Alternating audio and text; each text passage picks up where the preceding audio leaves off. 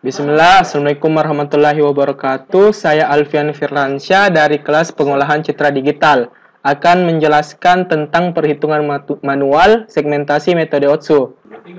Metode thresholding Otsu melibatkan iterasi melalui semua nilai ambang yang mungkin dan menghitung ukuran penyebaran untuk tingkat piksel, tetapi untuk setiap sisi ambang, yaitu piksel yang jatuh di latar depan atau foreground, atau latar belakang atau background.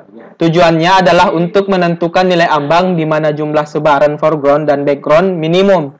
Algoritma yang akan saya demonstrasikan menggunakan gambar yang berukuran 5x10 dengan total piksel 50 yang ditunjukkan berikut ini. Jadi pertama-tama kita mengubah citra dulu menjadi ukuran total pikselnya 50 piksel. Jadi ini codingannya. Jadi pertama-tama kita membaca citra dengan fungsi imread dengan inisialisasi citra. Lalu arahkan ke foldernya. Jadi ini foldernya. Selanjutnya kita mengubah ukuran citra tersebut dengan ukuran 10 x 5, 10 baris 5 kolom dengan fungsi imresize. Imresize dengan inisialisasi R. Lalu mengubah citra pada variabel R menjadi grayscale dengan fungsi RGB to gray dan menyimpannya ke variabel G. Lalu kita run. Jadi ini adalah citra dengan nilai-nilai pikselnya yang masih original atau yang masih RGB. Lalu R ini adalah nilai yang diubah menjadi ukuran 10 x 5 tetapi masih RGB, dan G ini adalah nilai yang telah diubah menjadi grayscale. Jadi nilai yang saya ambil yaitu yang G ini. Jadi nilai ini yang akan saya masukkan ke dalam Excel untuk menghitung manual.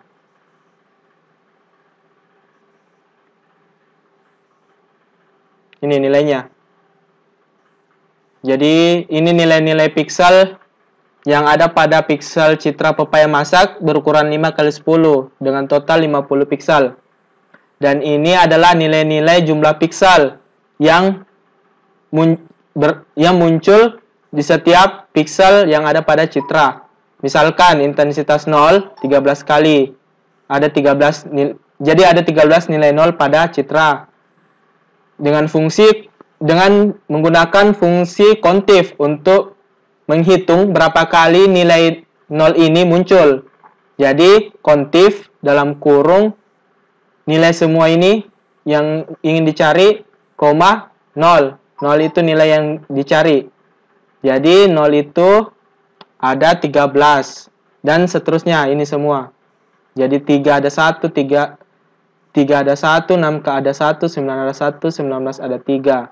Lalu membuat histogramnya. Jadi, ini histogramnya. Kita blok langsung buat histogram. Nah ini 0 ada 13 dan seterusnya. Perhitungan untuk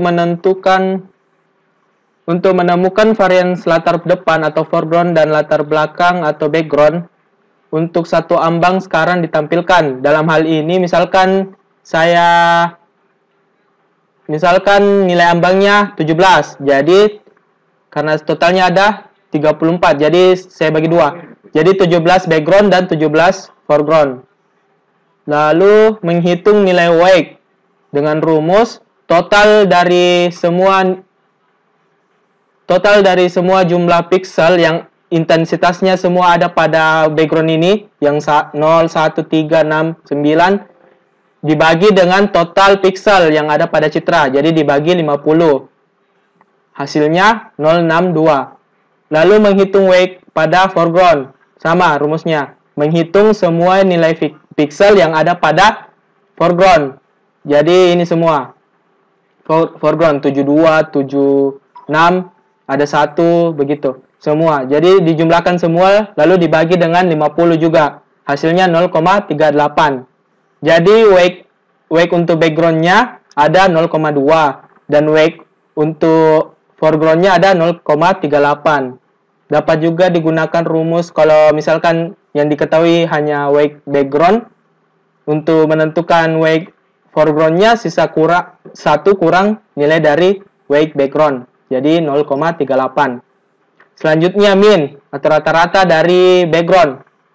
Rumusnya nilai intensitas yang ada dikali dengan jumlah pikselnya, lalu dijumlahkan semua hasilnya.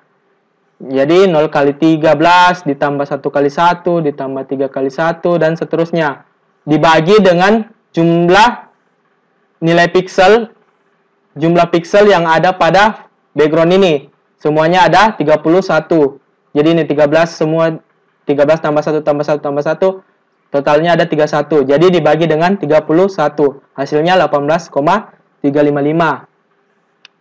Selanjutnya menghitung min pada foreground.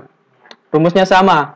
Jadi nilai 72, nilai piksel intensitas 72 dikalikan dengan 1, 76 dikalikan dengan 1, lalu dijumlahkan semua, lalu dibagi dengan 19.